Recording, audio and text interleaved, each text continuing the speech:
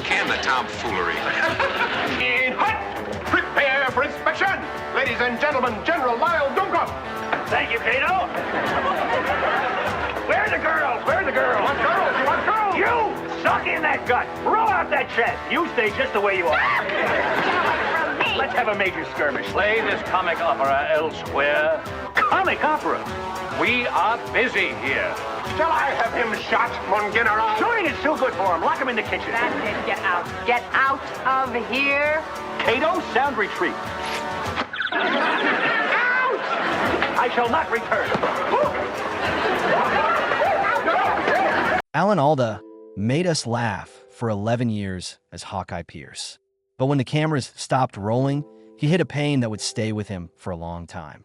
He is now telling what really happened on MASH. There's the co-star who quit because of him, the scene that made the group fight, and the sad story that was too dark for TV. This is MASH's story that no one in the US knew. He was born in New York City on January 28, 1936. He was named Alfonso Joseph D. Abruzzo in full. Robert Alda, his dad, was an actor and singer. Joan Brown, his mother, had won a beauty show once. Alan's life has always had something to do with show business. Alan spent a lot of his time backstage because his dad was in vaudeville and burlesque shows. He saw comedians, dancers, and singers get better at what they did. He was surrounded by the energy of live shows. The world was exciting, but you never knew what would happen. Because of his dad's job, he had to move all the time, which made life unstable. When Alan was 7, things in his life got worse. During 1943, he got polio, an illness that left many kids with limitations that would last a lifetime. The only medicine that could be used hurt. To help his muscles heal, he had to wrap his limbs in hot wool blankets every hour. Because his parents didn't have enough money to pay for a nurse, they treated him themselves. His parents did everything they could to make him feel better, even when it seemed impossible. He had a hard time moving for a while. At one point, he could only move his left arm. The event made a big impact on him. He saw what his parents did for him and felt how much they loved him. He learned to keep going even when it hurt and things looked hopeless. He was strong with that for the rest of his life. The problems his mother was having added another layer to his life. Joan Brown was classy and calm, but she also had problems with her mental health. Her feelings sometimes made things tense in their home. Alan learned as a child how to read and change people's feelings.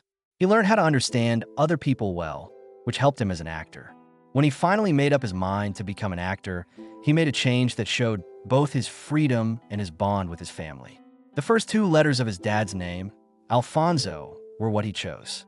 And the first 2 letters of Brown, his mom's last name. That's how Alan Alda changed his name from Alfonso to Abruzzo.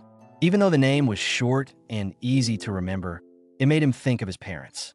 He didn't just focus on school when he went to Fordham University in New York. He threw himself into acting and joined WFUV, the university radio station. He worked on radio plays there and learned how to make characters come to life with just his voice. There was more to college than just acting. He studied in Paris and worked as an actor in Rome during his junior year. Going on trips opened his eyes to new kinds of theater. He learned more about how stories are told and how society affects performances. He kept getting better when he got back to the US. He started out with the Compass Players and then moved on to Second City in Chicago. He had to think quickly and trust his gut in these comedy groups. They taught him how to be present, which was a skill that would help him all through his work. He was able to work at the Cleveland Playhouse thanks to a grant from the Ford Foundation in the late 1950s. He was in a lot of different plays like To Dorothy, A Son, Heaven Come, Wednesday, Monique, and Job. These parts put him on stage with more experienced players, which helped him get better. But he did more than just act when he was younger. He had fought polio as a kid. When he got sick, he was only 7 years old, and his parents used a method that involved stretching his muscles and putting him in hot wool blankets. It hurt, but it worked. That fight taught him to be tough, and he would use that lesson for the rest of his life. Only in America, which came out in 1959, was his big theater break. That was just the start. He got a part in Purlie Victorious in 1961 as Charlie Kochapee.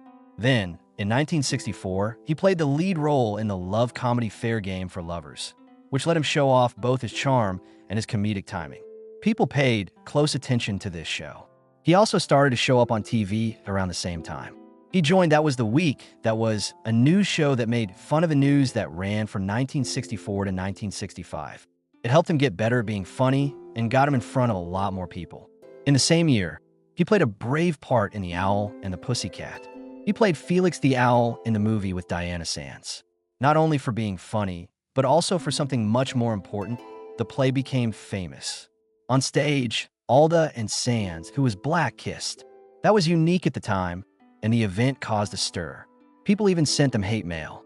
Alda, on the stage or off, never gave up when she was forced to. He moved on to films with Paper Lion in 1968. He played George Plimpton, a reporter who joins the Detroit Lions to get a feel for professional football from the inside.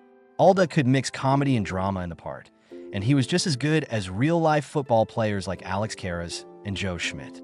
After 2 years, he played a more important part in Jenny, which starred Marlo Thomas. The movie showed how a young man and a pregnant woman dealt with their new relationship.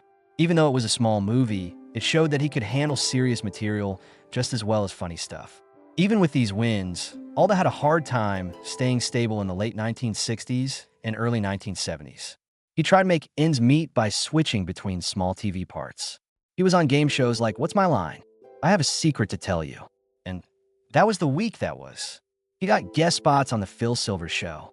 But none of these parts helped him get the big break he needed. People in the business knew he was good at what he did. There was still no part for him that would make him a star. Then everything changed. A lot of people know Alan Alda from his part as Captain Benjamin Franklin Hawkeye Pierce in MASH. From 1972 to 1983, the show followed the lives of doctor and nurse staff at a mobile army hospital during the Korean War. The show was called War, but it wasn't really about fighting. It was about people who were going through hell and trying to stay alive.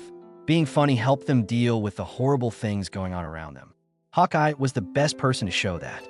He was a very good surgeon, but he never respected those in charge. It was his job to make jokes, play tricks, and question any rule that didn't make sense. Despite everything, he cared deeply. He could keep the war going, but he could keep people alive. His name comes from the last of the Mohicans. The figure in that story was brave and smart. Alita's Hawkeye lives up to its name in MASH. People didn't use guns against him. Instead, he used scalpels and words. He spoke out for his patients, argued with leaders, and did everything he could to keep himself and his friends from going crazy. His quick wit made people laugh, but his hurt and anger made them feel the weight of war. It was Alda's acting that made Hawkeye the star of the show. Not everyone in the cast liked how the attention shifted too much to his character, but the audience loved it. MASH turned into one of the most watched TV shows ever. It was more than just fun, it was a message. The show ran during the Vietnam War, and even though it took place in Korea, it made its point very clear. War was awful. People were hurt in ways that went beyond physical harm. Alda had more creative power over the show as it went on. He did more than just act. He also wrote and directed. The last show, Goodbye, Farewell, and Amen, was his biggest accomplishment. He co-wrote and directed it, and the ending is one that people will never forget. A lot of people watched the last few minutes of MASH on February 28, 1983. The numbers were very important. More than 105 million people watched live, and 121 million people watched altogether. At that point, it was the most watched TV show in history. It wasn't just a goodbye at the end. It was about how the people felt after everything they had been through. It showed how tired, sad, and desperately trying they were to hold on to their humanity they were. There were some funny parts. Some of them broke my heart. Even though the war was over, no one was going to be left alone. She made sure that every scene was important. Every goodbye felt real. For almost 30 years, no other scripted show came close to having as many watchers. Alda had a big impact on MASH that went beyond the last show. He helped make the show what it is today. He made sure it made people think as well as laugh. It wasn't just men and plans that went to war. Doctors were trying to keep people alive. It was about people being sucked into something they didn't want. Alda thought that making people laugh was the best way to tell those stories. Laughter can help ease the pain of something that is too much to bear. But the show never forgot that the jokes were based on real events. Things got tense behind the scenes as Alda's impact on MASH grew. A few cast members thought that Hawkeye had become too important to the show's balance. It was impossible to ignore him, and he had a huge effect on the show. Wayne Rogers played Trapper John McIntyre, a fun-loving doctor who was close with Hawkeye Pierce. At the start of MASH, Trapper and Hawkeye were meant to be on the same level. The show was all about their bond. Rogers thought that his job would show that. But as the show went on, Alan Alda's role became the most important one. He did more than just act. He wrote and directed too. His power kept growing, and the balance changed. Rogers thought Trapper was losing his role as a co-lead and turning into a helper. He was getting angry. He was losing touch with the role he had agreed to play. He didn't have any big problems with Alda, but the way the show was being run made it hard for him to stay. He chose to leave after 3 seasons. His leaving was quick. Trapper wasn't properly said goodbye on the show. He was there one day and not there the next. There was no dramatic farewell, and fans didn't have time to think about his leaving. Rogers moved on. He got another chance to play Trapper in 1979's Trapper John, MD. This time, he was the clear star. At the same time, MASH added a new character named BJ Honeycutt, who was played by Michael Farrell. He was more realistic and gentle, making him a different kind of partner for Hawkeye. The show kept changing, which showed that it could handle big cast changes. After many years, Alda and Farrell got into a creative argument. It took place in an episode of Season 7 called Preventative Medicine. The story is about Hawkeye, who makes a very bad choice. He wants to take out the appendix of a careless leader, not because the man is sick, but so that he can't kill any more soldiers. BJ doesn't want to play. He thinks it's a clear breach of ethics. There was more to that argument than what was written. It was true. Farrell thought that BJ would never agree with something like that. Alda thought Hawkeye would. What they said made the show better. There was no clear right or wrong in the story. Instead, it left watchers with a tough question. Is stopping harm ever a good reason to do something wrong? Hawkeye has the repair done. He doesn't feel like a hero, though. It haunts him. The show had changed by the time the last episode of MASH aired in 1983. It was no longer just a joke. It turned into something much more important. Goodbye, farewell, and amen. The last episode of the series is still one of the most watched TV shows ever. Hawkeye's breakdown is in the middle of it all. The plot was based on real accounts of PTSD from soldiers who served in Korea. Alda, who co-wrote and directed the ending, wanted to show how war changes people for a long time. Hawkeye had always been the smart and sassy doctor, but now he was falling apart. A long-buried memory came back to him, showing how bad his pain really was. People didn't fully understand PTSD at the time. A lot of soldiers suffered in silence. MASH brought attention to the problem. Following the end of MASH in 1983, Alan Alda did not slow down. He had been Hawkeye Pierce for more than 10 years, but he was ready for a change. He began to direct while still acting in parts that were different from each other and gave him new challenges. The 4 Seasons, which came out in 1981, was one of his first big projects as a director. He not only directed it, but also wrote it and played the lead role. The movie showed how the friendships and marriages of 3 couples who went on vacation together every year changed over time. It was more than just a funny movie. It was honest, had depth, and had times that felt real. People liked it, and critics said Alda did a great job of telling an important story. He was good at more than just playing, that much was clear. He worked hard to become a director, but he also kept acting in parts that showed how versatile he was. Crimes and Misdemeanors, directed by Woody Allen in 1989, was one of his best roles. He played Lester, a TV director who was too focused on himself and was both cute and annoying. He had never done this kind of work before. He did it with just the right amount of humor and cockiness. The New York Film Critics Circle and the National Board of Review both gave him awards for his work. It also showed how well he could move between funny and serious roles. He had proven himself to be more than just a TV character with the 4 seasons of Crimes and Misdemeanors. He could shape a project both in front of and behind the camera because he was good at telling stories. After more than 10 years, he hit another important point in his career. In 2004, he played Senator Owen Brewster in The Aviator, a movie by Martin Scorsese. He played a tense politician opposite Leonardo DiCaprio's Howard Hughes. The movie was a huge hit. It was nominated for 11 Academy Awards and won 5. Alda gave a great show. He made Brewster smart, driven, and cunning without making him a simple bad guy. Because of his work, he was nominated for an Oscar for Best Supporting Actor. It showed that he was still getting better as an actor after decades in the business.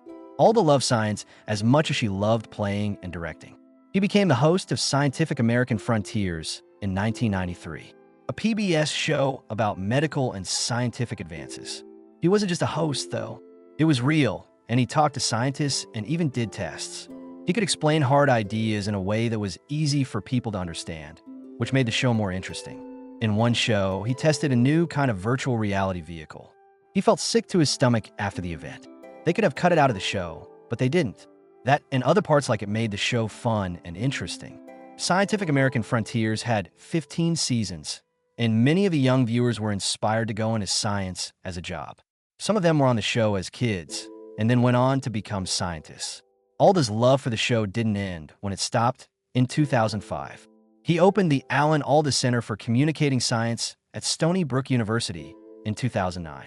Scientists learn how to talk about their work in a way that is clear and interesting at this center. Alda thought that everyone could learn about science, not just pros. He made a lasting effect through his work on the show and the center, showing that stories aren't just for movies and TV. It can make people see the world in new ways. Alan Alda and Arlene Weiss met in a way that seemed like fate. In 1956, they were at a dinner party put together by a friend they both had. A home-baked rum cake fell off the bar and onto the kitchen floor sometime in the evening. Most of the guests were unsure, but Alan and Arlene were not. Not giving it a second thought, they both took a bite. It was that quick, unplanned moment that brought them together. Alan joked for years that they couldn't be apart after eating that cake. They got married the next year, on March 15, 1957. It was easy for them to trust each other, laugh together, and really understand each other from the start. Arlene, who writes and takes pictures, was always with Alan. She was there for him through the good times and bad in Hollywood, and made sure their home stayed a safe and warm place. Alan often says that she keeps him grounded. While he was busy with work, she worked behind the scenes to keep their private life safe. They didn't just do big romantic things to make their marriage work. The little things were what kept them together. They laughed at the same jokes and believed in the same things. They also loved being with each other. Years later, Alan was told he had Parkinson's. They dealt with it together, just like they had with everything else. Alan and Arlene made a choice as Alan's business took off. Away from the stress of Hollywood, they wanted their family to live a normal life. With that goal in mind, they raised 3 girls, Eve, Elizabeth, and Beatrice. While Alan was away from home, he was just a dad. No matter how busy he was, he always made time to be there for important events. A lot of what kept their home life stable was Arlene. For their girls to grow up without having to worry about fame, she made a place for them to go. We laughed, told stories, and felt like things were back to normal during family time. Alan has said many times that his children kept him humble. When he played parts, they would make fun of him, making sure he didn't think too much of himself. Their girls went their own ways over the years. They went to work, had kids, and stayed close to their parents. It's not often that people do what the Aldas did. Even though Hollywood was full of surprises, they kept their family life together. Alan saw small changes in his body in 2015. His thumb was shaking a little, and he started playing out his dreams while he was sleeping. He saw the doctor and was told he had Parkinson's disease. He didn't tell everyone right away. It took him some time to think about what it meant for his future. In 2018, 3 years later, he made the choice to go public. This morning on CBS, he told the world what was wrong, but he wanted to do it his way. He also wanted to help other people. Rather than letting Parkinson's slow him down, he did something about it. Alan worked out regularly to keep his body strong. A part of his habit was to box, play singles tennis, and even march to music. He was honest about his journey because he wanted to help people who were going through the same things. It was clear what he meant. A diagnosis doesn't mean the end of life. Still, there's a lot to enjoy and do. On the other hand, Alan Alda's role as Captain Benjamin Hawkeye Pierce in MASH was more than just a big moment in his career. As Alda himself has said, playing Hawkeye made him face his worst fears, mostly those that had to do with death and life. The character was smart and sarcastic, and it wasn't just something about them. There were ways to deal with things. A way to fight back against how terrible war is. The problems Hawkeye had were a lot like the things Alda thought about death and being human. Even with all of his success, Alda has said that he has had phony syndrome his whole career. A lot of the time, he didn't think he was good enough, even though MASH had won 6 Emmys. One day, he thought people would see that he didn't deserve all the praise he was getting. He had to keep proving himself, take on new tasks, and never settle down because he was afraid. Alan Alda's career is a story of skill, hard work, and a strong love for telling stories. Because of how much he had changed television, he was admitted into the Television Hall of Fame in 1994. He did more than just act. He wrote and directed too. He is best known for his work on MASH. From 1972 to 1983, the show ran, and it became famous for combining funny and serious topics. It talked about war, morals, and the harm it does to people in a way that had never been done before. As Hawkeye Pierce, Alda played a figure who was not like other war heroes. He was smart, bold, and always up for a joke. What was really going on was that he was very caring. Hawkeye became one of the most famous TV figures ever thanks to his performance. Alda changed the business even after MASH was over. He took on new parts in films and TV shows, always giving his characters more depth. He made such a big difference that the SAG gave him the Lifetime Achievement Award in 2019. This award goes to actors who have left a lasting mark on the business, not only through their roles, but also through their services to the art. The event took place in Los Angeles at the Shrine Auditorium. As he spoke, Tom Hanks introduced him and set the tone for a friendly, thoughtful, and wise speech. Alda talked about how important it is to understand how others feel in playing and in real life. Because he had just been told he has Parkinson's disease, what he said meant even more. He didn't let that stop him, though. He kept playing, speaking out for science and communication, and telling people why stories are important. He has always loved helping people just as much as he loved playing. He read Fighting for Life in 2005, a unique TV show made by St. Jude Children's Research Hospital. He really cared about this cause. He and his wife Arlene were good friends with Marlo Thomas. Marlo had worked hard for years to raise money for the hospital that her dad, Danny Thomas, started. In the early 1970s, Alda and Marlo Thomas also worked together on the children's album Free to Be, You and Me, which pushed for equality and freedom of speech. A lot of years before it became popular in Hollywood, Alda spoke out for women's rights. He led the group of men who pushed for the Equal Rights Amendment and was put on the International Women's Year Commission. These jobs weren't just for show. He pushed for real change by using his power. Alda has always liked to tell stories. His first book, Never Have Your Dog Stuffed, came out in 2005. And Other Things I Know Now, there were funny and sad personal stories in the book.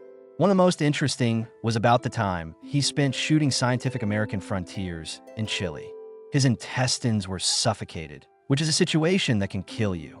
Doctors were surprised that he understood what they were saying when they told him what was wrong. He learned them while in the MASH cast. The book had more than just exciting parts, though. The title came from something that happened to the author as a child. In order to help, his dad had his beloved dog stuffed when it died. Because the outcome was so scary, Alda learned a very important lesson. You have to let go sometimes, even if it hurts. Things I Overheard While Talking to Myself, his second book, came out in 2008. It was a mix of personal stories and lessons he had learned from giving talks over the years. Why Would I Have This Look on My Face If I Understood You? Was his third book, and it came out in 2017. It was about talking to people, which was something Alda had been interested in for years. He was interested in more than just performance. He was interested in how people bond, how they listen, and how they can talk to each other better.